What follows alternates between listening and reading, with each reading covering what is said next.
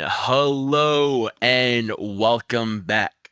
So, I am your host, Enclave, joined with my host, or Afterglow.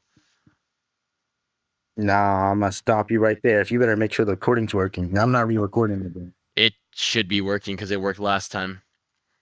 All right, sure. Yeah, you want me to show you the file? Well, yeah, whatever, bro. Well, I hope it's Man, working. It's fine. It's not like we have anything better else to do.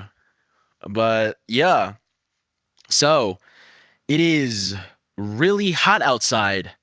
So, what better yet to just read some more FOE, talk about it, and then post about it? Uh, yeah. So, woo! Sorry.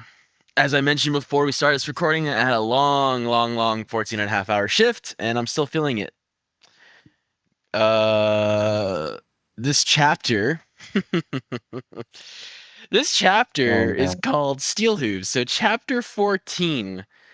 Do you want to start it off, or you want me to start it off? But Nah, no, I got this one. I'm get ready for me to do the yapping. okay, because I also have some stuff to say too, like in the beginning before I talk about where they go afterwards. But go ahead.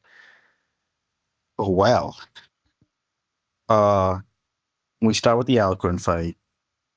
Because, Alcorns get fucked up by rockets, which is funny. Couldn't they just use their magic to, like, redirect them? They Or, do.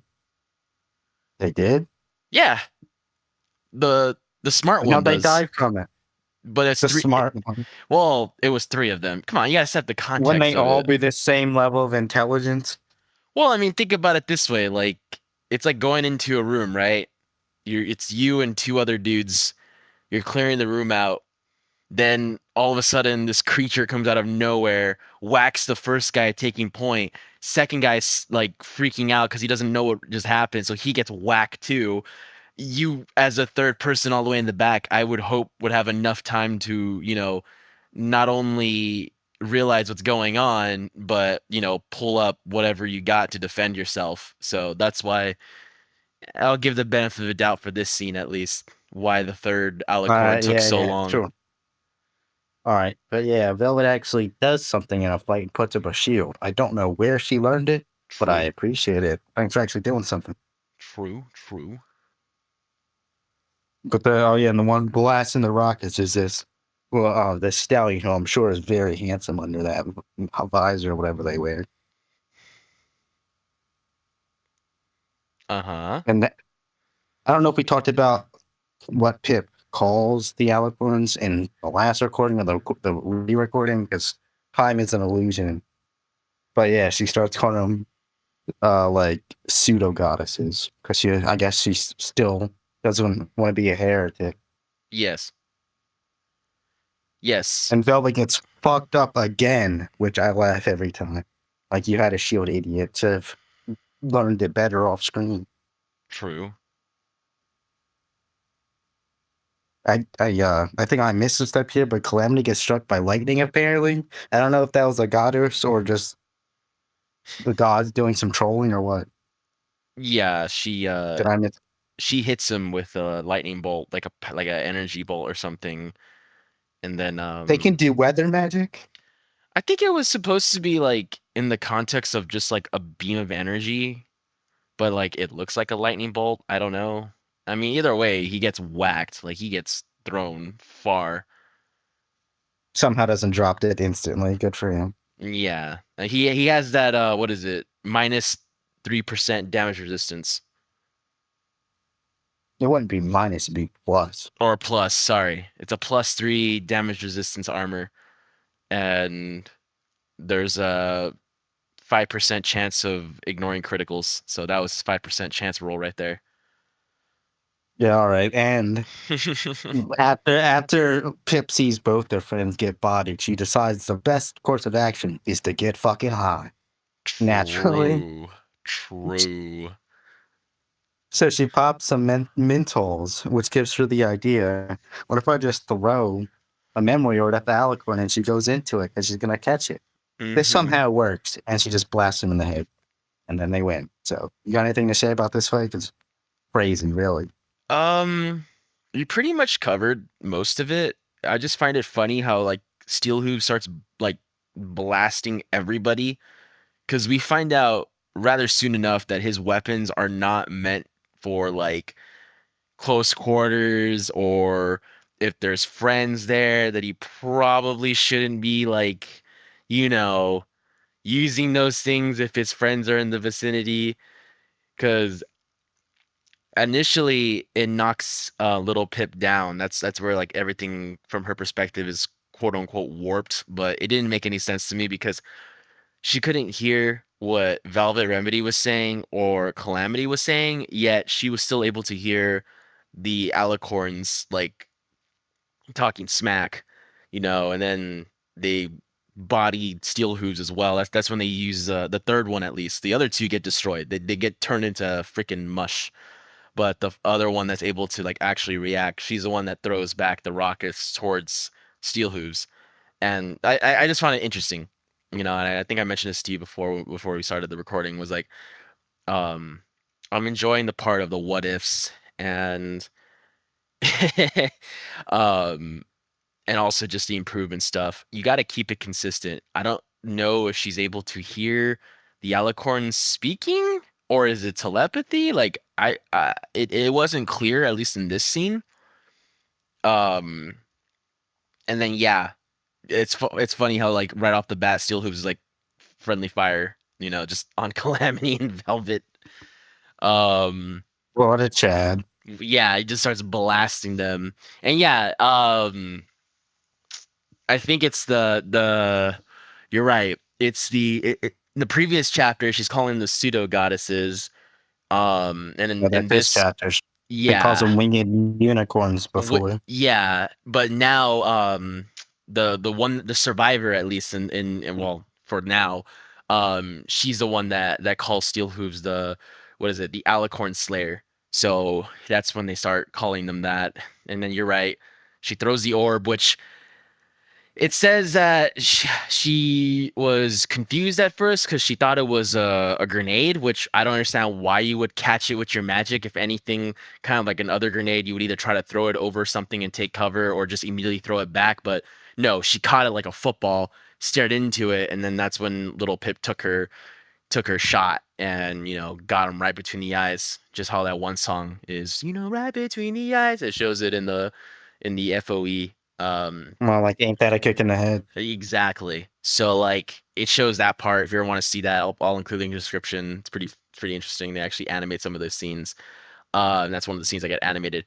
So you want me to keep going or you want to throw in your 2 cents? I just want to say, I don't know if I'm allowed to say this yet because I'm not sure how much we know about the alicorns, but like, if the alicorns wanted you dead, all it would take is one to spot you and you're pretty much dead. I'm just saying. True. I guess they just want to How is make he this. alive? Yeah, I mean you always have a point with that, and it's just again hindsight. Monday morning quarterback. Um, this is just more, I guess, to introduce Steel Hooves as a character. Like they couldn't just been wandering in some ruins, get cornered by some, raiders or some other type of enemy, and then he would just come out of nowhere and start blasting. And I started blasting, but like no, it had to be against the alicorns because I think there was a way of like trying to introduce Steel Hooves as all the alicorn slayer. So could have written it a bit differently. Um, again, he's heavy weapons guy. So it's right off the bat, we know right away, do not, be close to this guy in a cramped corridor, or else you will be turned into paste like the other two alicorns were. He gets knocked out. Well, not knocked out, but just knocked down. We get kind of like a weird introduction to the power armor things We're that missing so much. This is why I'm taking control. well, I mean, what besides the fact that like little Pip freaks out that they ran out of medical supplies because they wasted it all.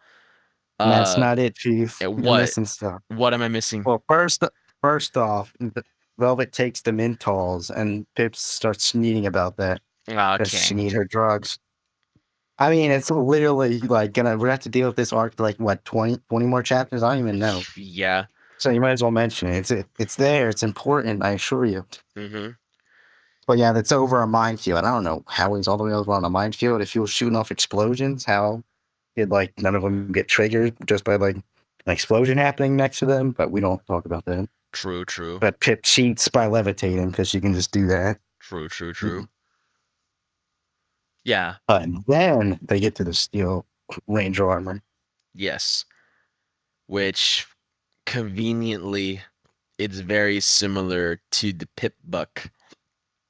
So What are made by Stable Tech. What are they stole parts from Stable Tech? I'm not entirely sure.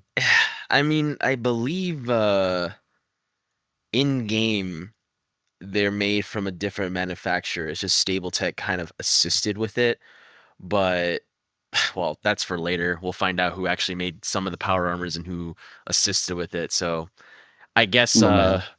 maybe K-Cat had the idea from all the way from playing Halo Combat Evolved, because this is a scene that came to my mind when little Pip was mentioning, oh wow, it's similar to a Pip Buck. It's similar.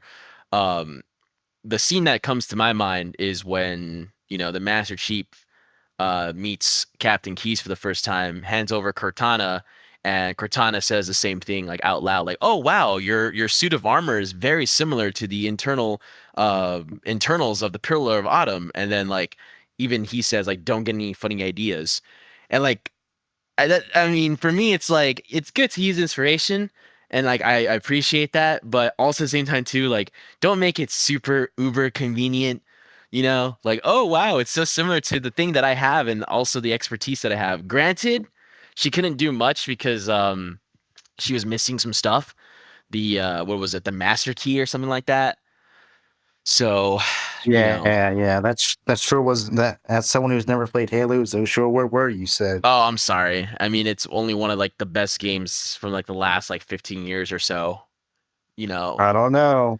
Doesn't sound that great. Ah, Listen I'm to me, Vegas, which is almost 15 years old now. okay. I want to wake up.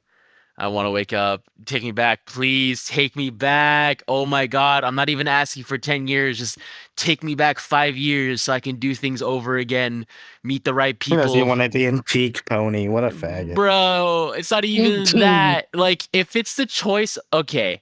Side note, if it's the choice of going back 10 years but not really knowing what you did, or going back just 1 year and having the knowledge you have, of the Where are you current getting the day. caveat from this? Where are you getting it? You have knowledge of it. Now, what's the point of going back if you don't No, have it's any knowledge? You're foggy. just gonna It's gonna be experience. foggy. Like you're gonna have a feeling, but you're not gonna know the exact thing.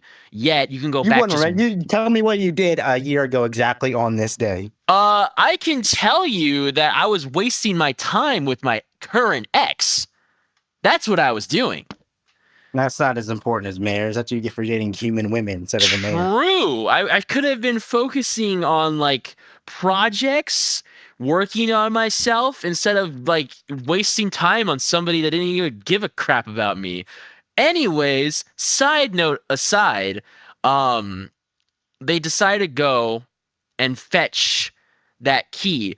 Again, conveniently at Stable 29, which conveniently they found prior. So, everything Off lines screen. A lot up. of things happened off screen this chapter. Yeah, it's kind of like when those Minecraft YouTubers like, oh yeah, we did some mining off stream and they have like full diamond enchanted armor and like, they're ready to go to the nether to get netherite. Yeah, basically what happened there. I know it's based on a video game, but damn, your video game mode today. Dude, that's like the only thing besides working out that I do that sort of calms me down nowadays. I don't have any IRLs. I think we've been over this like plenty of times. But yeah, they did a lot of All like right, Boomer. off-screen stuff and you know, This is my chapter. Slow down, punk. okay, I know. I just wanted to set it up because I actually liked the funny where Calamity's like, well, No. unless you get the thingamajig to put in the thingamajig, you're gonna have to use your magic. And then she uses her magic, and then she's like, okay, sleep time, and she just knocks the hell out. How convenient would it be if like they got attacked by a bunch of raiders or some other group, like, and then she's just on the floor, knocked out. That's all I got to I say. wish I could. I wish I could take a nap with a cute man. That's all I got. True. But yeah, they got. She wakes up, and here where it gets a little crazy. Mm-hmm. First off, they go up to the outside terminal or whatever the ones are called outside. Yeah. And she's like, "Oh, I know a way in. It's a voice password. You need 3 different voices." And then Mm-hmm. she remembers. She remembers when she opened up her stable, that with Apple Bloom's voice, and she's like, "Oh, well, maybe it's like that." And somehow, she knows who the CMC are. She knows this. I know she's heard Sweetie Belle's song. She knows who she is. She knows who Apple Bloom's voice and Scoot's voice sounds like. But how do you know those 3 were the CMC? How do you know who the CMC are? I mean, did I miss something? I mean, you ain't wrong. All right, so that's like the biggest plot hole so far, but we'll ignore that. There's gonna be more. There's gonna be a lot more. Yeah, this chapter is very bloated for some reason. But they get in with their magical knowledge, and of course, they immediately find a skeleton. It's like, well, guess they did. Yeah.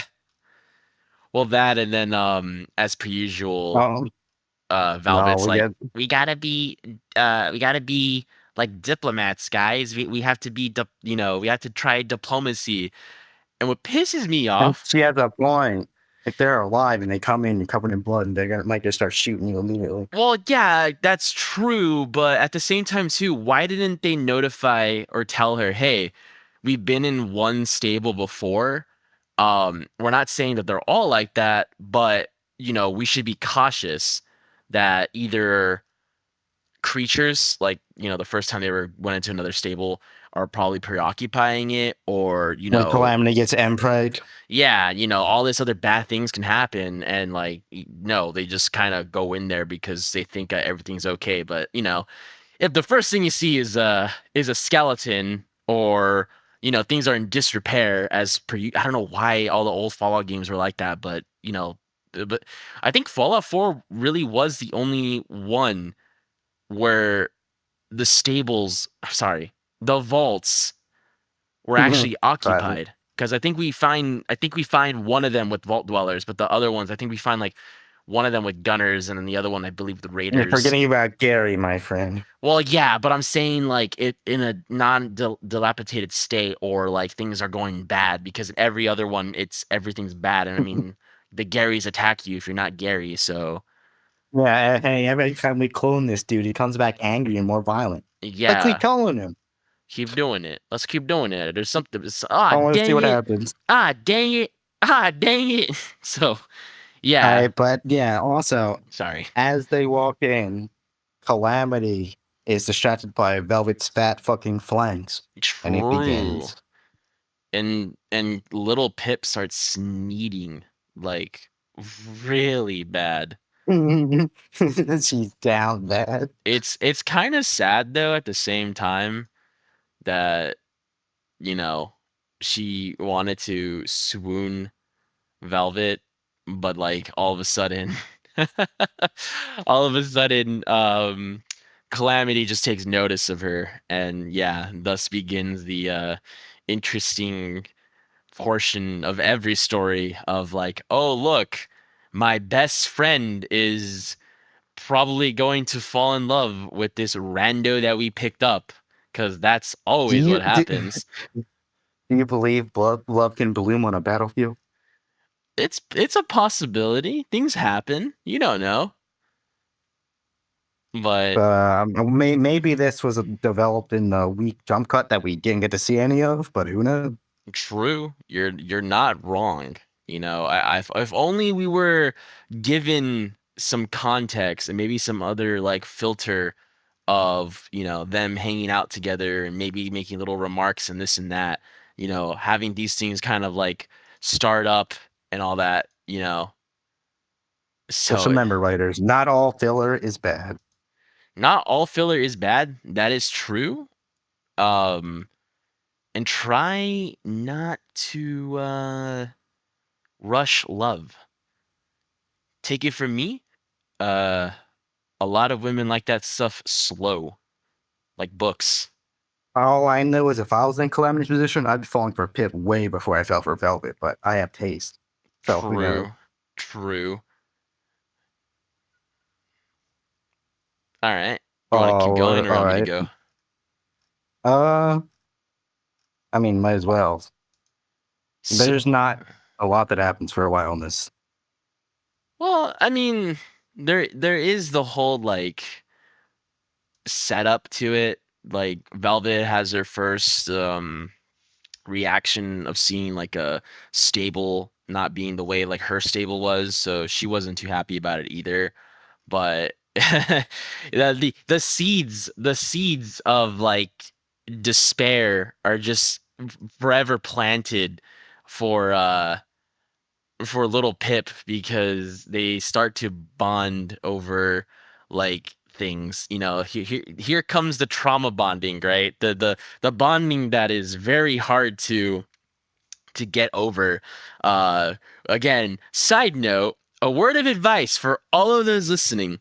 If your significant other goes to any type of boot camp for the military, first responders, heck, even school, just be a little bit careful because when people are stressed out, tired, um, they tend to lean towards others that are going through similar experiences, thus leading to not so good situations, which can lead to you getting your heart broken. So, just a word of It advice sounds for like those out there. a skill issue, and it has nothing to do I'm with mares. just So, saying. I mean, I've been or just through hate it. mares if you're smart. I've been through it. I've had plenty of friends that have gone through the same thing. I'm just throwing that advice out there, and I guess for this story, that I believe that's what they were going for right there, but I could be wrong. Well, if better advice, if you're gonna date a mare, don't date a mare like Velvet Remedy True. So or Rarity for yeah. that matter. They're one and the same. Oh my God. But yeah, I think they just split off into their groups because little Pip wanted to go check out the supply room as well as just explore. And then again, she keeps getting smacked, and it's like sad to see, one of the more cutesy characters slash like ones I'm rooting for personally. I mean, I know you don't really care much for little Pip as much, but I'm rooting for her still, and just seeing her constantly get just like knocked down, like, oh yeah, let's go, Calamity. But then Velvet's like, no, he should stay with me. And like, just her doubt, just like creating this like toxic environment in her mind it hurts so much to read.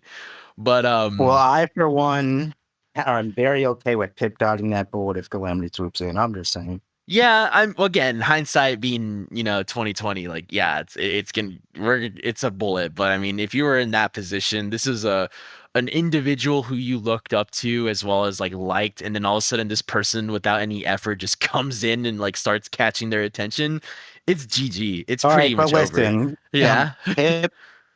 Pip is in a point with Calamity where he could pull him aside privately and be like, "Hey, I kind of like Velvet. Could you maybe not like try and fuck her right in front of me? Like, come True. on." True. But as we know, what is it? Velvet's like at least 10 years older than her. So, little Pip is not Wait, that she's a mature milk. yet. All right, hold on. No, I only hint at that because I know in the next chapter she just kind of mentions that briefly, like, oh yeah, I'm about 10 years older than little Pip. So I'm a year older than you. yeah, I know, right? I get the reference. Um, so yeah, it's kind of interesting, like that age difference. Like it, I guess she's doesn't say how old little Pip is, but I can only assume maybe like in her early 20s. So that would mean like Velvet's like in her late 20s, I guess. And if we're going off of that, like Calamity's also in his like mid to late 20s. So GG. Sorry, little Pip, but normally yeah, it's just so Jover. It's so Jover. But yeah, they I think continue on. in the degeneracy of the wasteland, that's people wouldn't really care. But yeah, Nah, I mean, some still carry those old time values in the wasteland, and others, they just dive into depravity and awfulness. Just depends on, you know, the character you build and what you do as long and who you interact with as well, karma wise. It's kind of like All real right, all right, life, all right. you know. People don't really change, just like how ponies don't really change. It's just the time gives that false illusion that things are changing. Mayors don't need to change. They're perfect already. Yeah, but you know, as we read the story, we're gonna realize how horrible, quote unquote, civilized society was compared to how it is in the wasteland. But you know, it's that typical trope of like, oh man, the monsters weren't really the monsters that came out after the radiation. The monsters were us the whole time. But we'll get there when we get there. All right, listen, back on track here. Yeah, So sorry, I'm just going all over the she place. goes into a terminal and finds, and I forget if it was a recording or a log, but either way, same difference. Hmm. She finds out that someone drank some a little bit of, I don't, what is it, solvent? I don't know Solvent, how this yeah, dumbass did it, it was but some he type of died cleaner, and yeah. I point and laugh, and then we find out the funny social experiment gone wrong in the stable, Hmm. not clickbait, was that there's no overman. Yeah. And I'm not sure if it's like a democracy or what, but interesting, I guess. It was the Crusader mainframe, and if I were to No, explain nah, it, there were I don't supposed remember. to be three of them. And I believe it was the Ministry of Awesome, Ministry of Arcane Science, and then this stable. And the whole thing about it is like, oh, we're gonna try to remove emotion from leadership and go purely from logic, you know, as if that's not gonna create any problems or issues. Um, here we go with the typical trope of like the AI making decisions that a living being with emotion probably wouldn't make unless it's like the last resort. So yeah, you All right, mentioned it yeah. already. So, Yeah, you know you you mentioned know, it already. Like they're all, you know, kicking the bucket in pretty horrible ways. you're getting ahead on the recordings again. Hold on, we're not there yet. Not, yeah, we But are. yeah, no, that's only one recording. It only explains that there's no overman. We don't know about the Shader mainframe that much yet. Not till the end. I could have sworn it. I could have sworn it. Mentions it like towards the end of the first recording or second. I could be wrong. But yeah, after that, Pip goes into the pick, fucking whatever, funny armband. Yeah, The pit pip, buck. the, The pit the buck. pimp, the pimp bucks 3000, and True. she finds a random Fallout 3 reference in the recording. Who gives a shit? But and yeah, she fucks off because she gets what she needs, and then she goes back to the clinic, and Calamity and Velvet stop dying, I guess. Hmm. Which, I Yeah, mean, I don't know how there's so many supplies at the clinic. You think bunnies were like dropping dead? They probably wouldn't use that stuff. they use like these weird like super healing pills and you know again Why don't they conveniently. just put in an auto dock? Yeah, they could have They just should done have just put that. an auto. They could have just done that, but maybe KCAT wasn't too deep in the game to find an auto dock. Because I think Uh, there's only a mention of it in like early on in the game, but it's not until either you play through the DLC in Fallout New Vegas, either was it Old World Blues, you have no, an the one. auto dock, and then before Oh, that is Dead Money, right? yeah, dead money. The one that doesn't work too good. Yeah, yeah, you don't want to go in there. And then before that, if you just play vanilla, which I don't know why you would only play vanilla, but you know, there's weirdos out there. Um, Too broke for $20. I know it's not even 20 anymore. It's like less than that. But yeah, what was I gonna say? The other auto dock that's mentioned is the one that Caesar has. I could be wrong. There could be another one in there somewhere, but it's basically like later in the game. If you play the game as it's supposed to be, you know, exploring and you know, lore dumping and this and that, then it's something you don't really find till like mid to end game. Fallout 3, I think it's the same thing. It's something that you find, I think, when you find the enclave. But I mean, again, I could be wrong, but it's later in the game. So maybe K-Cat didn't get too far just yet to mention an auto doc. All right, all right. And then Velvet gets her a recording, which of course is Yes. Doom recording. I swear we get a Doom recording every chapter nowadays. Oh yeah, no, because we have to shoehorn what happened in exact detail and everything, instead of just leaving things ambiguous and allowing the readers to have their imaginations flow and discussion. But Hey, hey, you're the one that liked it down into our Doom recordings. I did, but it left other things ambiguous. This one just straight up tells you like, oh, this is exactly what happened. You know, that I don't really care much for because it doesn't leave your imagination, to go on and all that. Kind of like what Urban Spook did, which I guess you don't really care much for the analog horror stuff, but yeah, they done fucked up. They messed up big time. It's not Mayor's.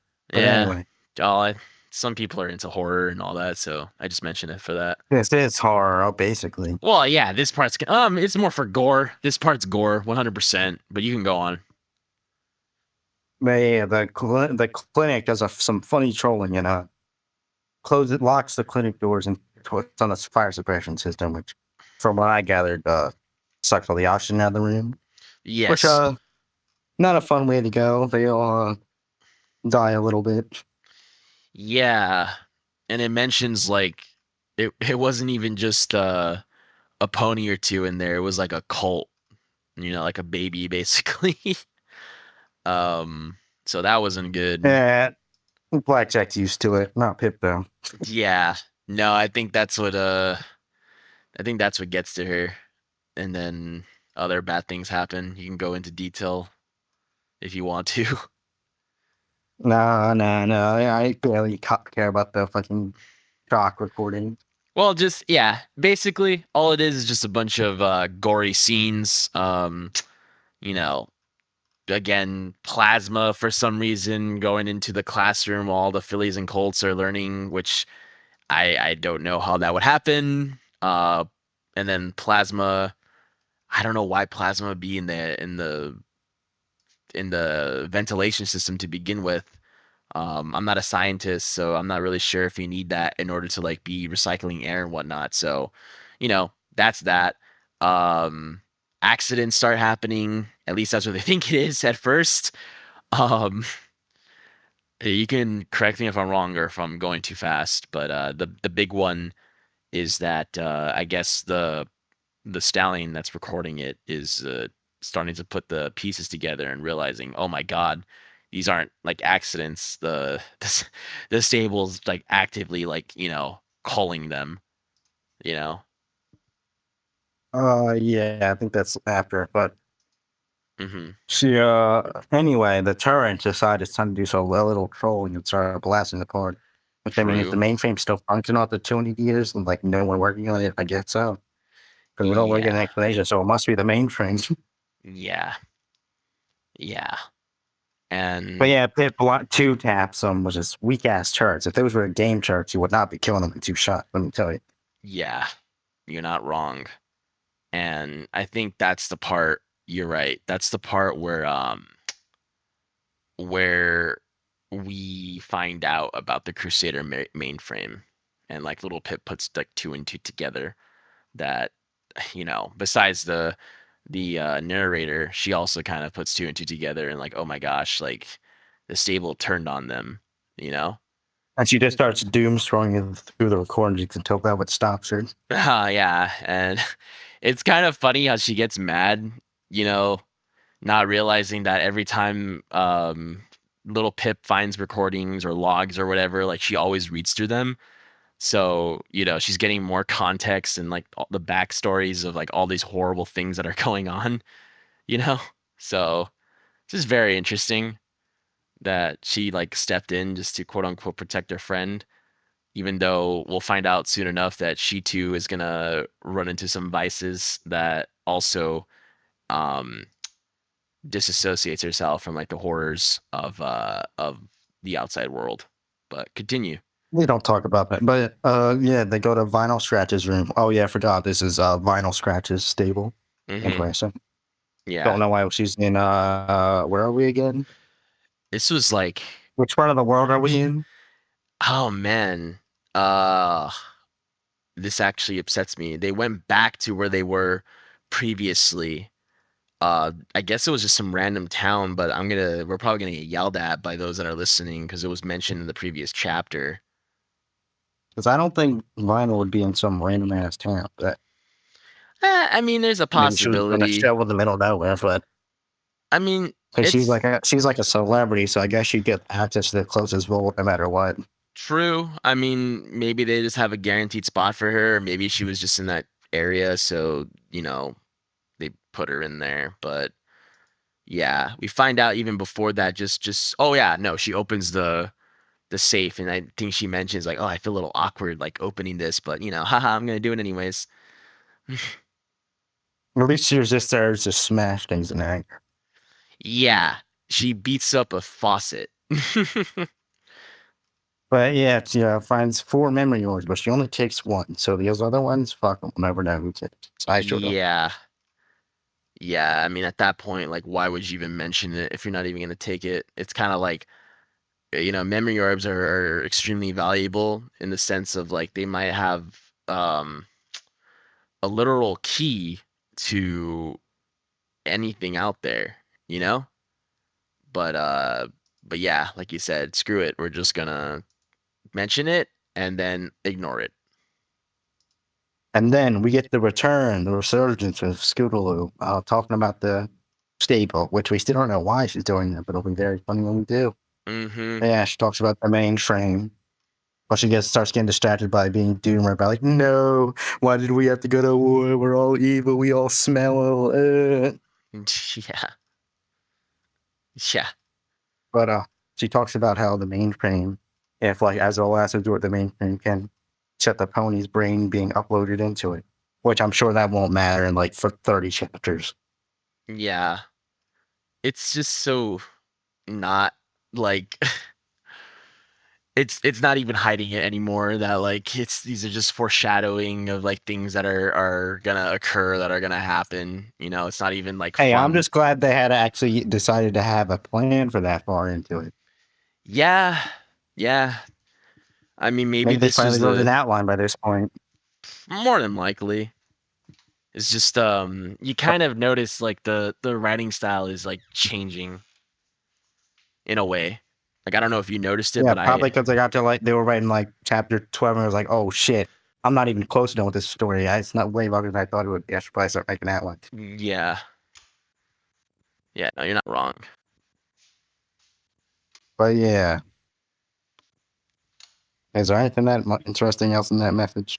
I'm forgetting. I mean, they hop into the memory orb and they see like Pinkie Pie, they see Twilight, Yeah, you're missing a Applejack. lot. No, doesn't she All right, just all hop right. into it? Yeah, she knows, but you're doing them out of order. Okay. You're Oh my, bugging me. Like, oh, I'm see, Matt Ward. Okay, I'm surprised you know about that. But yeah, go ahead. Sorry. but yeah, she goes into it and she's in Vinyl's body, if I remember right. And she's high as shit naturally. So it Oh, takes a while to get used to it. yeah. That's what, yeah, when she goes into it, she's like, oh, everything turned around and flipping. It was really weird. And I can only see him because Vinyl's baked out of her mind on something. Oh, okay. I thought you didn't want to go into detail, but yeah, I mean, she does technically see all the characters like that. Yeah, but she sees AJ and Rainbow first. And True. then you're forgetting the part where she finds out that AJ were fucking. And she Whoa. doesn't immediately think, wait, wouldn't that make him 200 years old? Shouldn't that be impossible? Wait. Now you're going too far ahead because she's playing Oh, dumb and not realizing who that is. So I will edit that out, but she doesn't no, know just no, yet. no. If you want, No. Listen, they say that his like fucking rank or name or whatever. And she's like, no, that can't possibly be the same one. I don't think they do that. I would have to re-listen to it, but I just re-listened to it yesterday before I fell asleep, and I'm pretty certain um they don't say it outright All because right, but all right. Well, I'm just listening to it like an hour ago, and I'm more sure. okay, well just to be safe, I'll probably just Well, this isn't gonna get edited tonight, so I'll re-listen to it as well and see what happens.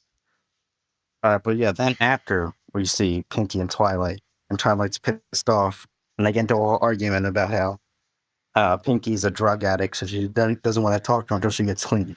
And all I can say is, gee, I sure hope this doesn't lead to the most depressing part of the whole story. Yeah, it kind of like foreshadows something, but hey, at least Twilight obviously cares because I think this is the first or second time. No, this is the first time we No, see this is the Twilight. first. She doesn't Little Pip doesn't even recognize Twilight at first. Yeah, this is the first time we see Twilight because we get mentions of Applejack, as well as Rainbow Dash, but I believe From this is the first Calamity. time. Yeah, from the Calamity, as well as what is it? First time we see Pinkie Pie, like in the flesh. We do see posters of her. They are often like not giving the full like picture of Pinkie Pie, both literally and figuratively. And then this is also the first time ever we see Twilight. So the only one we're actually missing as of right now, at least in the flesh, is Rarity. But we've seen Let's fucking go. I can't believe the Rarity simp wrote Rarity last into the story. Hey, saving the best for last. Yeah, right. You wait till we read about all the shit she does. Well, yeah, I mean, dude, I think we talked about this before, but I'll throw it in again. Like back then, in order for your story to be successful, you had to have the main six, be pivotable. Oh my god, I can't even speak. ESL moment. Um, they had to be like important in your story, one way or the other, or actually like in your story actively. It's not like later on, you had interesting OCs or even background characters that you can kind of like play with because their characters weren't as fleshed out. But, this one, I mean, so far, do you like how the main six is being written, or there's just not enough info to go off and make a judgment yet? I mean, yeah, we don't really know that much yet.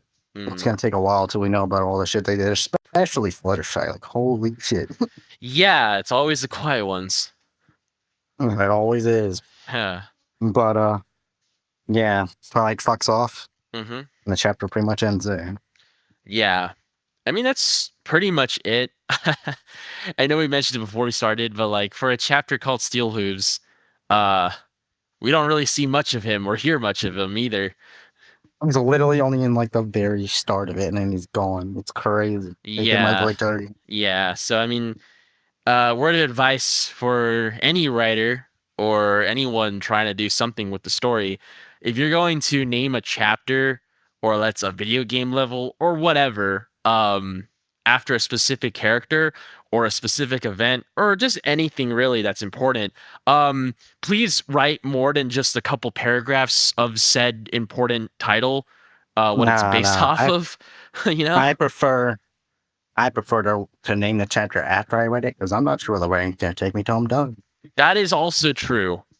I mean, it could be used both ways, but I think I like your method a bit more because you're right. You don't know what you're going to be writing about. For all you know, we call this chapter, Into the Void, yet we don't even go into the void. We're just kind of talking and kind of standing at the entrance of it, and yet, we don't even go in there. Filler chapters, all the dude characters do is sit around and talk. That's Project Horizon's bro. Yeah, we'll leave it out to Project Horizons where we have like, at least for me, listening to the audiobook, we have like about 45 minutes to an hour of filler before things actually happen. And then when they do, it's That's how it's I always gone. say it's written like an anime. Yeah, it's gone. It's gone. Just like, your love life. It's just everything's great and wonderful and then it's just gone. Anyways, the next Anyway, chapter, yeah, wait. the next No, wait. Oh, you want to talk about the incorrect anatomy and all that? Go ahead. Sorry. A zero. And it's either this chapter or the next chapter, but I'm gonna give credit for it now. Little Pip gets back on your hooves instead of her feet. We're truly getting somewhere. We are getting somewhere. So, overall, I would rate this chapter a 6. 5. Too bloated, honestly. You could have spread this out into 2 chapters. Probably should have given him a bit more downtime, but Yeah, you're not wrong. I only give it a 6 only because I like the idea of another stable. The experiment, even though it's not like completely unique in the sense of like science fiction, I believe in Fallout it is unique. I could be wrong, but I don't believe there was ever a stable that used an AI or brain or whatever, not like an actual like, overseer, overmayor, whatever, in charge. So I kind of like that. Kind of like that creativity. Uh, yeah. The next chapter, um, we'll go right into it. This is an interesting chapter because it's very interesting on how it starts and how it continues for a good, you know, at least for me listening to the audiobook, a good 10 to 15 minutes. But it is chapter 15, Whispers in the Darkness. So maybe KCAT was listening to us and they wrote the chapter out first and then they named it. But you want me to go or you want to go? this chapter's all you, bud. Oh my god. Okay. So I will say this right off the bat that this chapter is appropriately titled. Um for whatever reason, right? Little Pip just comes down with a fever and it's a really bad one. This are one of those like fevers where I'm assuming it's like cooking your brain because she's constantly in and out of consciousness. So there's an altered mental status as well as like not, having like really bad dreams. So those are never fun. I've experienced those quite a few times in my life. They're never fun because you're just constantly, in and out of deep sleep. And, for at least in my experience, like I can hear things, but I can't see them. And let me tell you something, when you can't see what's around you, yet you hear things and it sounds muffled or like not right, it is it is terrifying at times.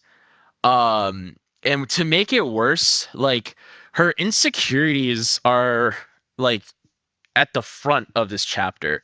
Um she seemed more annoyed in the last chapter about like the fact that Velvet and Calamity were, basically on trajectory of being something. And this She chapter, slid right into that second stage. what do you mean? Yeah, it started with denial, Yeah. depression. Yeah, now yeah, we're going towards the five, what is it, the 5 stages of grief. Oh, So yeah, 5 stages of being cucked. I've never been cucked, luckily, but I know how it is to lose a person. They lose interest in you.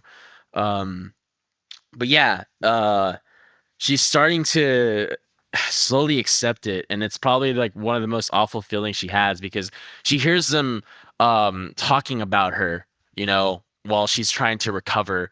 Again, she keeps like coming in and out, only hearing bits and pieces, not hearing like the whole conversations. Calamity is obviously worried, and that's why I like his character, and I think you like him too because I think out of all of them so far, he's the only one that cares about little Pip. I am a fan of Calamity. He's second best party man. Yeah, so he clearly cares about her.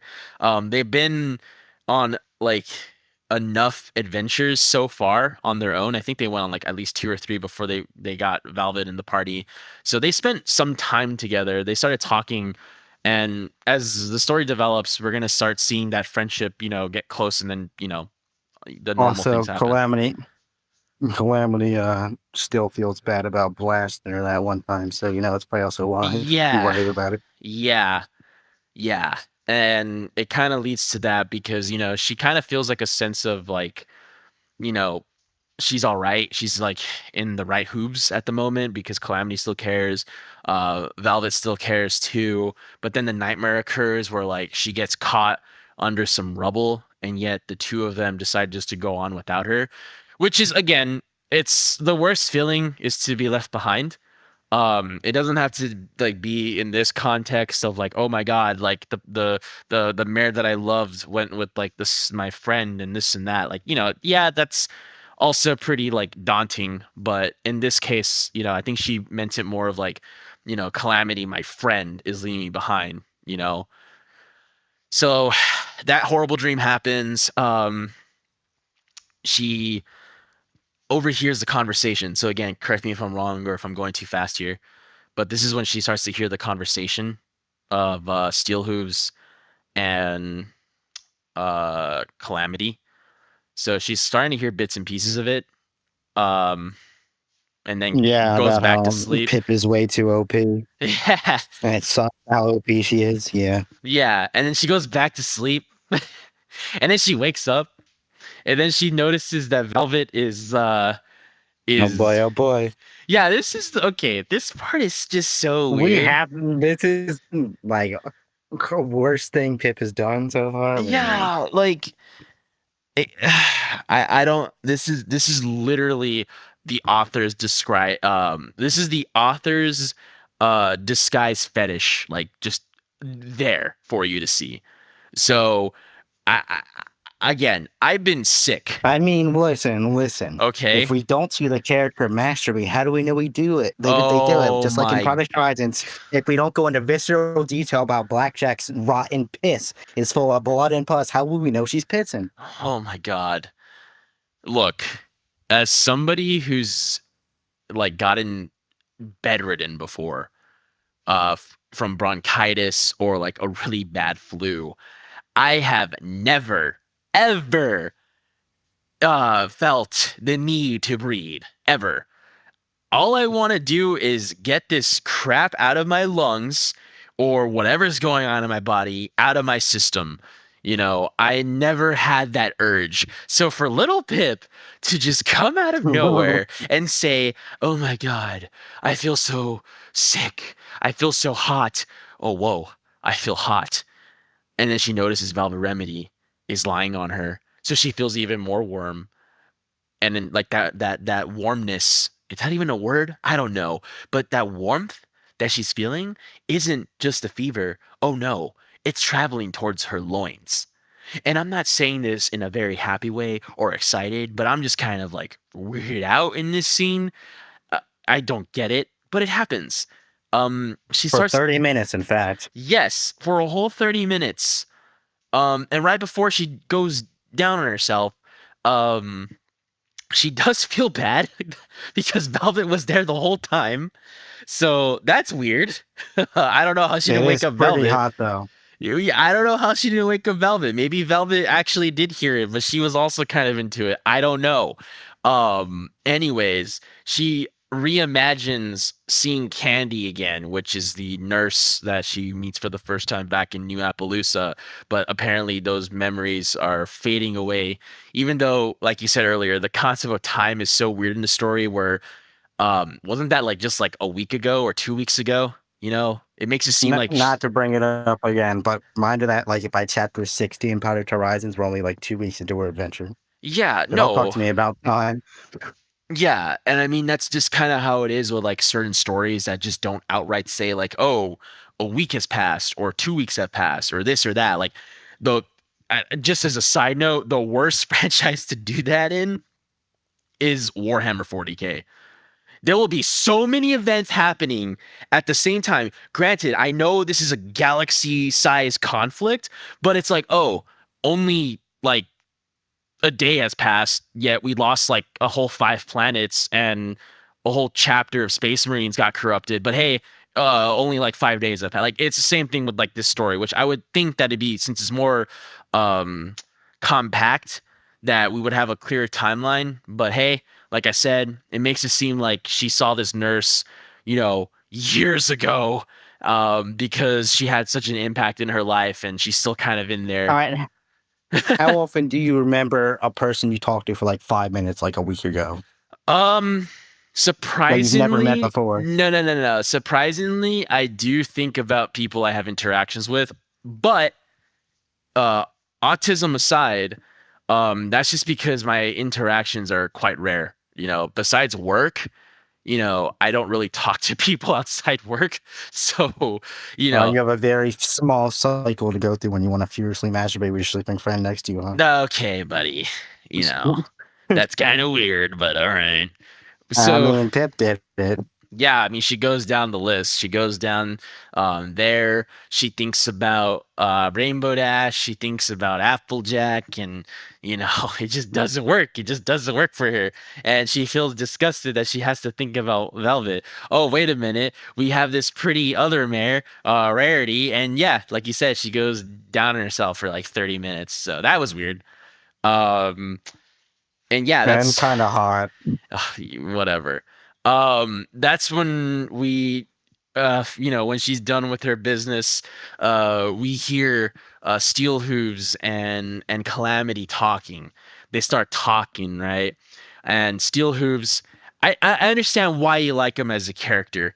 Um, he's the character that basically is for the audience. He asks those questions, you know? He asked us questions that the audience or readers would ask those like in the story that's going on.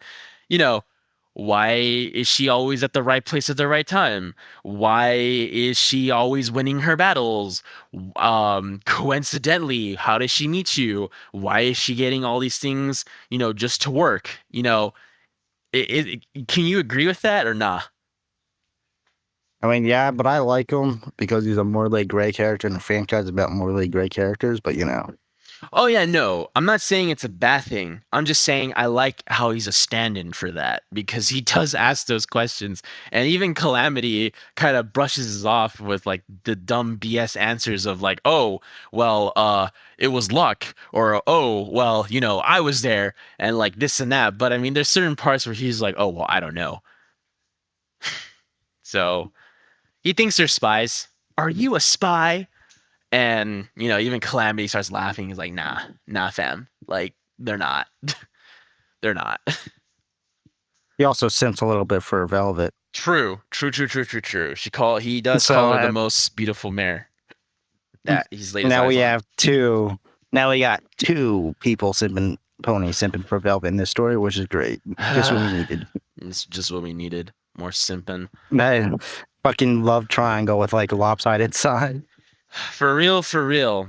I mean, like for me, like I'm gonna say this, my pronouns are they them because I'll never be him. I know how little Pit feels. That was terrible. I'll keep it in. I don't care. I'll do the rest of the episode. Leave right now. Go away. But yeah, I mean if you want to take over, go ahead. They just have their conversation, then Steel Hooves is like, I'm going to accompany you. And little Pip's like, oh, okay. And then they hear I don't really care, but yeah, they go. we gotta mention the ghoul part. No, not yet. No. So, About the newsreel because yeah, but not yet. Oh, okay, go for it. Sorry. I thought you're missing the part where Pip goes up to him and is like, "Hey, in that memory room that I watched, I saw some weird shit. It was that you? Like, no, wait, that's not what happens. Fuck, cut that out." She goes on the radio to check for like I forget what she goes on the radio. I guess she felt like it, but yeah, it's like they talk about or play a song about a pony that was in wartime and Calamity. Fucking God, I am losing it this chapter. Steel Hooves. Steel Hooves Gets a fucking look and everything. He's like, oh, and people's like, oh, you know her, don't you? And then he basically just goes, no, what do you mean? And she's like, okay, whatever you say. But of course, guess what?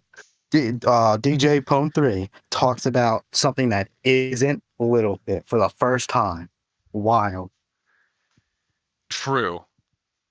She mentions. Even Tib comments on the fact that it's not about her for once. Yeah, because, well, they do mention her, but then afterwards they kind of mention other stuff too. Like they call Little Pip the Dragon Slayer now, which I like that one more than the other name they're gonna give her. But yeah, they don't agree on helping the Raiders, and the story too. So big. The story too that kind of like sets up for again because this story just loves to set things up. A chapter or two ahead, or in some cases 10 to 20 chapters ahead, but hey, it is what it is. That's like foreshadowing is a bad thing. Are you against foreshadowing as a storytelling tool? I I actually really like that moment. It doesn't reveal anything yet, and then once you know it, you actually get it. That's good foreshadowing. So, Because if this was your first time reading it, you wouldn't get anything from it. well, as somebody who reads, right? And I know people are gonna go crazy about that. Um, it's not a bad thing to use foreshadowing as like a tool, but in this story, at least, every time there is just a mention of something, it's guaranteed that that mention is, you know, guessing correctly on something that's going to happen later. That's why I don't really like it, because then it causes the story to be predictable. That's why. So if you're going to use it as a tool, use it sparingly.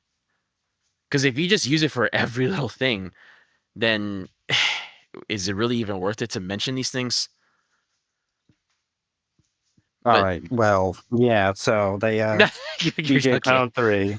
Uh-huh. DJ Pound 3 talks about how that the 10 Pony Tower is being raced at schools, like in Fallout 3. Mm-hmm. And they Mm-hmm. don't like him in there. Mm-hmm. And then Steel Who's like, because Pip gets mad and Steel Who thinks, she must be mad that DJ Pone 3 is rooting for the ghouls. And he's like, no, I'm not racist, as a matter of fact, which was very based.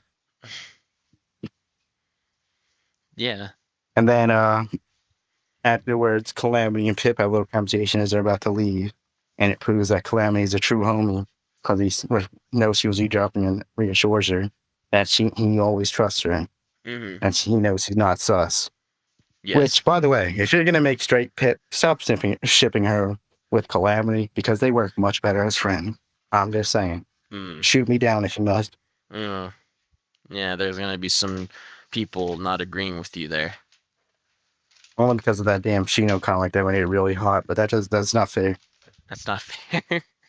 It's not fair, he says. Yeah. Oh yeah, that was a coincidence that we're speaking about. We had to do it with someone while they're asleep, but Yeah. I mean, you can only assume that these things do happen in real life. I mean, I've had rare moments of people giving me praise when they think I'm not listening or not around. It's few and far in between, but it's never, it's always welcomed. So, yeah, I kind of like that because it does. If someone's going to be talking behind your back, I would hope that they're saying good things about you, because that just shows their character of like, oh, this person, I assume this person isn't around, they're not listening, so I'm actually going to say good things about them because I actually enjoy their company, I enjoy their presence, I enjoy their character, I like what they bring to the table, etc., etc., etc. I rather that's one thing I'll say about my co-host here. It's one thing I like about Afterglow is he doesn't talk smack behind people's backs. If he doesn't like you, he's gonna tell you. So I appreciate that. So yeah, I hate your guts. Kill yourself. So yeah, I like that, and then I like the part where like you said, um, this is where I like the foreshadowing. When Steel Hooves does look at the little Applejack statue and starts to kind of sway back and forth, as if the song that was sung 200 plus years ago, reactivated a memory, cue the Caretakers, soundtrack moment right there. It's just one of those moments of like, damn, like it doesn't outright say it, but it's already hinting at it that either, like you said, he knows the story behind it, or he probably is that, stallion. I mean, we know, but we're part of the Steel Who's appreciation gang here. yeah, that's just one of the things. And I hate using this word because there's really no other word to describe it. But I think out of the main core group, Steel Hooves is the one that like adds that, you know, like down to earthness to the group, really humanizes them, and I know I hate to use that word because they're ponies, but in this context, like that's just the best word I can come up with. So I like that. It's pretty Okay, much it for the Steel. shack part. I mean, unless there's something else that I missed. Now I got. Hold on. I'll let me cook. So what happens is they Steel Who's when I get Leyland, Steel Who's also offers Pip to look at a memory, which I Oh mean yeah. very trusting to give this very important personal memory to someone you met like last night and you still don't trust, but okay, go Hmm. off. Well, this opens up a tangent for me because it's his memory, right? So like, could you just like extract your memory? Because if I remember right, you forget what happens in the memory once it gets extracted. But couldn't you just watch the memory back and you're in your body, so it might as well be experiencing it, right? Yeah, I don't think it's ever Is really that a thing you can explained. do? I don't think it's ever All really right, but explained. Yeah. hypothetically, for the sake of argument, Hmm. would is that just something that homies would do? Like you could share your memories with anyone, especially important ones. Yeah. I guess that would just be the drawback of that ability is that you're able to extract that memory completely and it's there as clear as possible from your point of view. However, you personally can't remember it unless I guess if you rewatch it, then, yeah. So you're right. It Which, of course, does. you can only do if you're a unicorn. Yeah, well, that and then, well, later. That's for later, but No, mainly, wait, I'll talk about that yet. yeah, we don't talk about that But just those yet. are rare. True, true. It's from Fallout 1 actually. That item is actually from Fallout 1, but it's used for a totally different purpose. Crazy. Yep. But yeah, I that would be if we had that ability, it would be very bittersweet for me, honestly. Cuz yeah, I do have a lot of memories that are good, but they're only good at that moment, cuz later on it just leads to like other bad things. So, would I want that to be extracted? Sure, but it's kind of dangerous at the same time because then it's like, oh wow, here comes my depression of hearing their laugh and like having a good time and everything seems to be okay. But just extract the bad memories and then don't watch those. Easy. Yeah, but then if the bad memories are gone, you're gonna still ask the question of like, oh wow, like why is this fragmented? So for me personally, which I'm super glad that there's like this technology that we're getting into, um, apparently we're testing it now on mice, but beforehand we were testing it on slugs that they're able to extract memories completely. And the slug um it worked for them, but since they have such a simple like, you know, system that they don't really know if it's going to work on any complex, life forms. So we're moving on to mice, and the end goal is basically to extract like you said, bad memories from people that have had like extremely traumatic experiences, so they can be like okay, but Now this is getting into the way that giving me existential dread. Yeah, that's a moral quandary. well, What if you can just yeah, take bad memory? Like, isn't trauma a core part of who you are? it could Like, if be. you rip that, if you rip that out, won't there be like something bad that happens? Wouldn't you just end up going schizo possibly? Well, that's kind of how I'm tying it down to the story because like the good and the bad, like you said, like it creates bridges onto like who you are as a person. So if there's like an incomplete bridge, then that just creates like other bad things. I mean, if you can totally like replace the memory entirely to something else, like let's say you don't want to meet this person because even though it was cool for a few months or a year or two, like the aftermath was terrible. It caused you to have depression for like years and years and years. So I would extract that memory, right?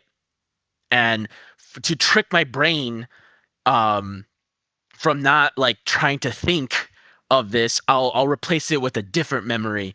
I'll replace it with like let's say I got a puppy instead, because that's probably even better. It's your pet. You had a great time with your pet, but the bad, this synthetic memory, your pet unfortunately gets sick and then they pass away. It's still gonna be All sad. right, but then imagine Uh you're huh. like this. Let's say this is like a child memory, and you place with like a puppy, and you Yeah. go to like, and you like go to your parents like, hey, remember that puppy? And you're like, what fucking puppy? And then you like your psyche just shatters of what memories are real Well, or fake. yeah, and I mean, again, that just creates, like you said, like it's gonna create these like weird moments and this and that. But for like the sake of a story, you know, you can just extract you could extract so much. I mean, I think it was the newer Blade Runner that kind of dives into that. It doesn't go into what you mentioned, but like it creates fake memories. So, you know, Well, I for one I don't know, man. would not remove any memories. The good, the bad, it's everything is special. Mm, So I would, I wouldn't be where I was today without the good and the bad.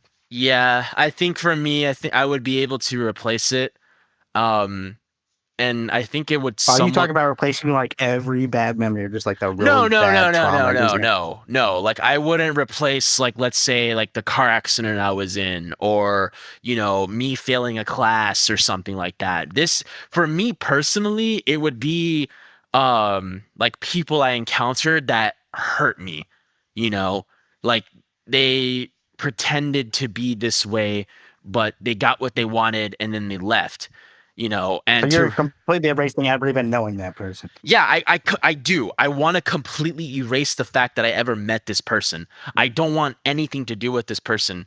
You All know, right, but listen. If you remove that and you come across a person like that in the future, you're not going to know from your past mistake, and you're going to fall right back into that. well, and this is Or if you kept that bad memory, you'd know better, not associate with them in the first place.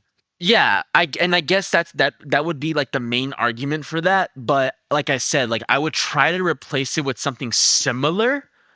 Maybe okay, in this instance, maybe not someone I dated, right? But I would replace it with a friend instead. Because I don't know about you, Chief, but my friends, like I've lost a lot of those throughout the years because of, distance or they stop talking or this or that. But I always get over it.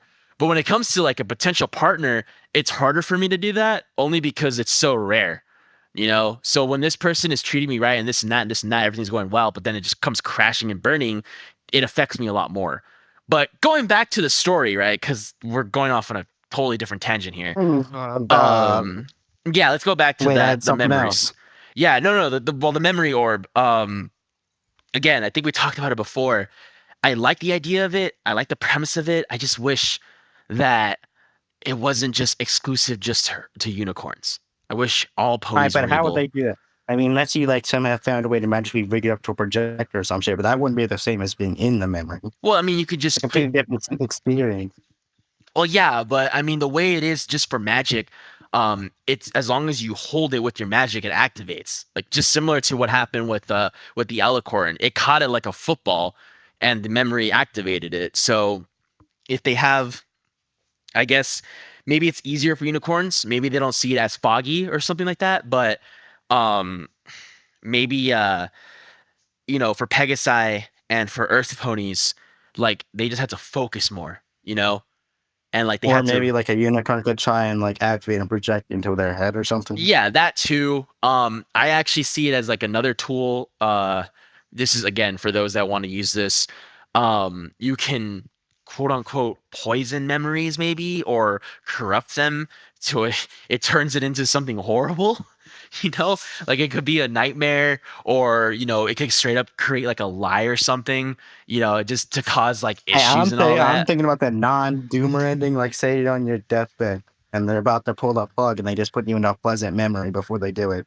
So at least your last Oh, moments are like remembering your family or some shit. yeah, no, no. Not fucking poisoning memories and doing horrible shit. Yeah, no. This is more for like a tool in the story, right? The tool in the story where like to create doubt and stuff. Like let's say this character, they hardly lie or they don't lie at all. Yet, when they get put against the corner and the villain's trying to like turn them against them, oh, here's his memory orb of them like not saying the things that you thought they were, about or this or that, and then it just leads into more problems. Okay, well, I'm just throwing I, ideas out there. This is that's just that part where I throw ideas for those that want to like use them. shoot that one down. The council has decided it's cringe. Okay, buddy. But yeah, that's damn. We spent a long time on the shack part. They haven't even left yet. Yeah, we gave a lot Ministry of Morale a lot of ideas about the memory words. Remember, they're always listening. Mm. All right, all right, all right. You want to actually talk about what happens in the memory yet? Uh,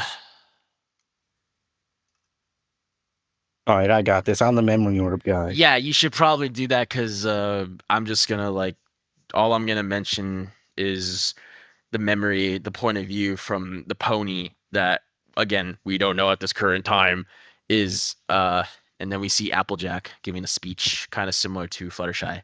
But if you want to go into detail, go Yeah, for it. but AJ's in a pretty dress and she's nervous about giving a speech. And then her someone who was clearly her partner is trying to reassure her. Mm-hmm. You As can all also good, tell as all good partners should, as all good partners should. crazy. I'm glad I have one that does. But yeah, Wild. Must be nice. it really is. But we also consume it's a partner because the way when she walks away, he stares at her nice, well-toned flanks. Mm. And we also see that she has a little Mac right now. Which, Yes. I mean, why would you need a gun to go give a speech? Really, she didn't, like, the ministry may would have someone protecting them. Mm-hmm. Because that's like the easiest assassination target in the world behind Celestia, but you know. Yeah, I think again it's just a shoehorn stuff. You know, oh look, she had the extremely rare weapon that we have now. Even though when Littlepit first found it, it was clearly a message from Applejack that we could infer that it was already hers, but I guess I don't think we're smart enough. Mm-hmm. That or yeah, you're right. I wanted to say that it was a different one. It's the same model, it's just a different one, but hey, I think you're right on that part. That's a unique weapon, there's only one. Oh, okay. Well, it meant Yeah. a lot to her. She gave it away to her cousin to try to make amends. I guess he really fucked up, but who knows? Yeah. But yeah, I'm abbreviating ministries now. If you don't know what they mean, maybe you should read the story. But yeah, she gives a speech about the MWT, or would it be nice if they called it the MOT? I mean, you gotta say the whole name because it's the Earth Pony Way. Nah, that's not the Earth Pony Way. But yeah, the MOT. She's like, oh, I know you guys have been pissed that we're an Earth Pony ministry and we work with unicorns. But look at this shit, and she shows the Steel Ranger armor. Mm.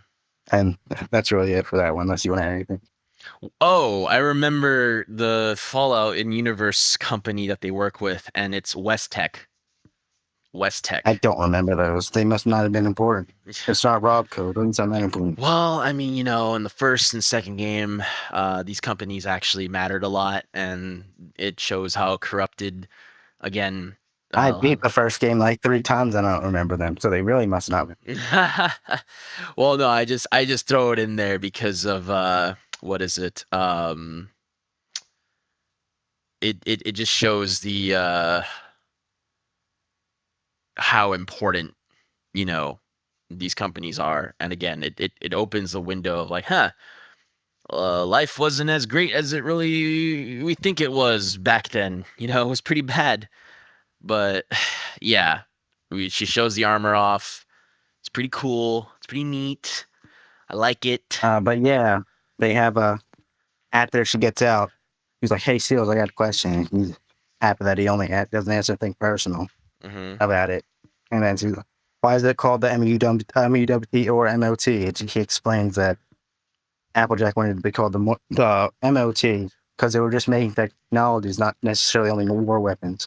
Which is true. Most of our innovations that we have today are from war technologies. Like Wi-Fi, classic radar systems. Yep, the internet. Crazy. We come so far from throwing people up. Yeah, it's almost like when we want to like completely wipe an enemy off the face of the earth, we just advance technology so fast because we don't want them to win. So yeah, they have all those systems in the power armor, as explained in the previous chapter. There's a healing. There's a built-in doctor. The suit can auto repair itself. It has combat stims. Like it really is a marvel of technology, and I really wish they would have explained it more in this chapter rather than the chapter beforehand, because in the chapter beforehand they just kind of brush it off. But if Applejack would have gone up and started talking about it, it would have made more sense, because she's presenting the armor for the first time, and as per usual, when someone Why does the memory cut off there? Surely he stuck around to watch the whole speech. I don't understand. True. That's true. But for the sake of writing, they don't want to show it because, right? Because it's just gonna show that, oh, you know, it's this character, so we want to like wait a little bit longer to finally show who it's gonna be. Oh yeah, and the guy says he wants to spank Applejack. Hot based Chad. I Yeah. kneel. Yeah. So But that's yeah, yeah. she finds a sprite bot, and you know what that means? Good old Watcher, which is Yeah. dead. How many chapters has it been since we've seen Watcher? Like 6? It's been a Uh while. yeah, about like 4 or 5. Yeah. They don't And really catch up or anything. That's crazy. I assume he's been semi watching her because he can just go into any sprite bot he wants, I mean, and there's a lot of them. yeah, like well, the name's Or he right could just there. listen to the radio, any radio broadcast, and hear what she's doing. That's also true. And also he's called Watcher, so, you And more sit on like the lurker, chair, sit on the chair, you know what to do. kind of lurk. hmm It's the it's But the, yeah, you it's the guy who never posts anything, just reads everything. Unless you're really dumb and say something so off the wall, they will say something, and they will actually say something so right that everyone in that thread will have to kneel because this person actually knows what the hell they're talking about. we appreciate the lurkers here at the FOE review station. True. So, But yeah, you can go over and watch your conversation because I barely paid attention. oh my god, it's just basically a check-in, and then he's kind of hinting at like, oh, I don't really like to steal rangers all that much and this and that, uh even though Steel Hooves doesn't outright say he's a part of the organization. I mean, it kind of implies that he's not, just because he's way out there on his own. Um, I mean, that's pretty much the gist of it. He wants to talk to little Pip. Uh, yeah. They asked about the MOA and the Single Pony Project. Is it a Single Pegasus Project? Does it get retconned? Am I crazy? I don't know, man. I honestly I kind of tune him out every time because I hate that common trope of I'm telling you important things and this that cut off. So it's like I don't even really pay attention until like he actually does sit down with the characters and say the whole damn thing. But that's like And yet you complain when they lore dump. That's crazy. that's not really a lore dump because his is more of like active. I'm talking about like active information. I'm not talking about like what is it? I'm not talking about like lore dumping. I'm talking about like active information of like what's going on, what are you doing, oh, you have to go here and this and that, because I mean, sure, Oh, uh, hey, watch out. On that route, there's like 50 Raider camps. Oh, sorry, got cut off. Can't tell you. yeah, there's 50 raider camps and you're trying to look for it, cut off. So that's kind of what it is. They talk and then they set off to Tempony Tower, which basically plays as Fallout 3. Of like, They're not even there yet. What are you smoking, dog? Put it down. no, I'm You have not to go saying through the they. monorail tunnel. Oh wait, really? Yeah, they go through the tunnels. They fights happen. Blah blah blah. They Oh get bodies again. Them yeah, out. yeah. And You're. then Steel Hooves is like Calamity's like, oh, I'm gonna loot the Steel Ranger corpse, and Hooves gets pissed off, but doesn't stop him. Little wimp. Mm-hmm. Yeah, they got wasted, which is always weird because it. I know you don't understand this the reference, but I'm gonna say it anyways. In Halo, you always find like random allies just strewn about, just a bunch of supplies that just conveniently are there so you can, reload all your weapons, stim yourself. Half Life. You could have said Half Life. They did it Okay, we'll first, do I think. Half-Life. Well, even Mhm. just even Fallout 2, like there's just moments where, you know, you either are about to go into a big fight because you just find a bunch of corpses that you can loot, or you just got out of a big fight and there's also a bunch of corpses that you could just loot. And these are just one of those moments where again, I think that's what I was getting confused from. It's just like Fallout 3 where you get to the capital for the first time, and you see the Brotherhood of Steel fighting the super mutants, and you can't use it just yet, but if you have the carrying capacity, you can pick up the power armor. Um, and yeah, you can sell it. That's probably it's useful at that moment because it's not till again towards the end of the game where you can get trained to use it. Uh, unless you do like I forgot what it was, but unless you do like a specific quest for the outcasts, in Fallout 3, they'll also train you how to use the armor. But I could be wrong. Either that happens or it was cut content. Again, I could be wrong. But yeah, it basically plays out like Fallout 3, where they find the Steel Rangers, but in this case there weren't any alive. So I yeah. sure hope you remember the name of that building they go into, because I sure don't. 4 stars bullshit resort, death Yeah. squad. It was just like a hotel, and I think this is where the chapter kind of starts coming to a close. What was it? I believe this Still, who is gets bodied. yeah, because they run into a chimera, right? No, it's a big ass robot that has rockets. A robot? Okay, yeah, I think I'm getting the next chapter because I listened to another chapter earlier. Oh Um, my god, stop listening ahead, bro. You always get confused. yeah, my bad. But yeah, he gets bodied, and Then if you, Pips cheat with her spell and just blast him. yeah, conveniently always has a weapon or a spell that's just good enough to defeat the Always enemy. has enough AP, the lucky bastard. She got that one perk that was like overpowered in Fallout 3, but then was useless in New Vegas with the AP being recharged or something like Hey, that. at least it's not as useless as in Shining Armor. Mm, At least it's a perk that does what it tells you it does. true.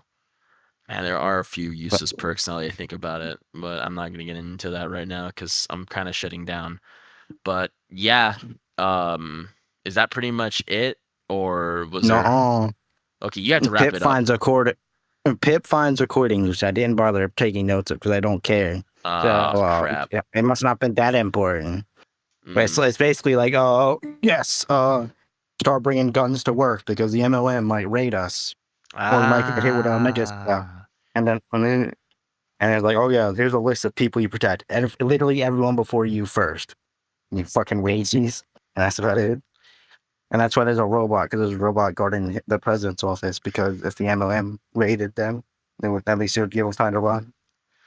I think this is also a side quest for Fallout 3.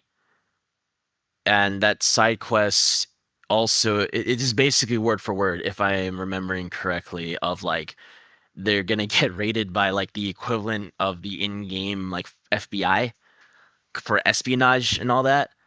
So they also tell them, yeah, you should bring your force multipliers to work and be ready for like a raid at any moment.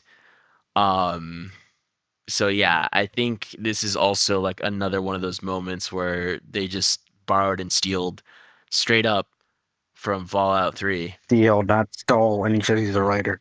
Okay. Oh, I But say yeah, they I say I say after she, huh? I was just gonna say I say borrow and steal because that's what my old English professor used to say constantly. He's like, I don't care if Well, you you see, borrow and steal. but yeah, and she bodies a robot, goes into the president's office, takes some shit like a key card, and then she lock picks the chest or whatever. I don't care, but she conveniently finds a dress in Velvet's perfect size and it's Mhm. armored. Yep. And it's like, ooh, pretty. And she goes down, gives it to her, and she was like, "What the fuck is that?" And she's like, "What's wrong with it?" That's like fucking Legion outfit. Uh, I guess she's still gonna wear it. Sure, but no one knows what a Legion outfit looks like. nope. Or I hope they do so they can shoot her and it doesn't work. Bruh. But yeah, they open the stable and oh no, zombies, and that's where it ends. Yeah, the ghoul ponies. And I think that's where the Zombies, not ghouls. There's a difference. It's like the difference between black okay, that's getting it out. Um, men. Making you do your job. that's pretty much it though. And this chapter was, even though it's called It's Whispers in the Dark, which is an appropriate title. I will add that. It has more to do with Steel Hoops though, because he actually does a lot of talking, asks very appropriate questions. get Again, his backstory. yeah, we get the little bit of Some the of his backstory backstory. in it. Yeah, I mean, this is one of those moments where like this character actually saves their backstory for the appropriate time. Kind of like how companion quests are, where the more quests you complete for them, the more they'll tell you about them. So He forgot to remember to forget. yeah, and then the whole memory orb stuff and all that kind of good stuff. So overall, I would give this chapter a 6.5. Now I'll give it a 7. It's got more steel hooves, and that's all I need. So you just give that one extra half point because of steel hooves. Yes, and no incorrect anatomy. We're getting somewhere. We're getting somewhere. And also, there's not a lot of Velvet going on either. She's kind of just there. She makes a comment here or there. It's Sucking mainly Calamity's fat stallion cock in the distance. Yeah, I know. probably. I think yeah. I know I would. Cut Oh, that out. Cut that out. oh my God. Um, and I think for the most part, yeah, it's mainly recordings and the memory orb stuff. Celestia forgive if Littlefoot goes one chapter without hearing Doom recording. Yeah, or doesn't simp for Velvet. We should have like a bingo card, honestly. And yeah, and Steel Hoops is a Says lot for of Velvet, it's shot. Oh, yeah freebie. cusses. Says goddesses. That's a free one right there. So yeah, I mean, overall it was a pretty good chapter. I just don't give it the full on 7 because um what was it? We spend a lot of time not doing anything again. It's talking and talking. Yeah, a bunch of shit. And you join all for a non-bloated chapter after 14, honestly. Yeah, which is interesting because the audio book for this is only 37 minutes long, yet it felt like it was just as long as the previous chapter because the amount of talking. Mm, Yeah, mine is an hour and 6 minutes for this chapter, and that's about as long as the last chapter. So your Mm, guys fucking need to slow the hell down, bro. yeah. Also, the audiobook is doing an annoying thing at this point, where they're artificially pitching up her voice when she does Little Pip because she's supposed to be small and high pitched, cute, I guess, but that's Ugh. really obvious. Oh no, I made a mistake. You're right. This is a flat hour for my end. So they must have sped up something. But yeah, that's Maybe they talked really fast during the awkward coughing scene. I would too. probably. I mean, that's one of my shortcomings is I talk too fast. So I believe it. But yeah, But yeah, that's pretty much it. I mean, you said what you had to say. Anything else? Any other closing thoughts? Calamity can do better. True. Literally any other mayor. Just saying. True. All right. Well, that's all I got. So, thank you all for listening. I hope you're enjoying our recent recordings, and I hope that you guys have a good weekend because by the time this is uploaded, it'll probably be on the weekend. More episodes are to come, and some newer content will. God, I hate that word. Newer projects are in the work, or at least in the talking stages, and old ones might come back. We just gotta have a little bit more of a chat about that. We'd want to also catch up on the Fallout Equestria stuff because I've fallen behind personally. But other than that, though, as per usual, we enjoy your company. We love the comments, and we hope to see you on the next one. This has been Enclave, joined with my host Afterglow, and we'll see you all in the next one. Any closing remarks? Stallions. That's a heresy. I'll say it then. He wants to steal whose chats. I'll say it then. Mares. Bye.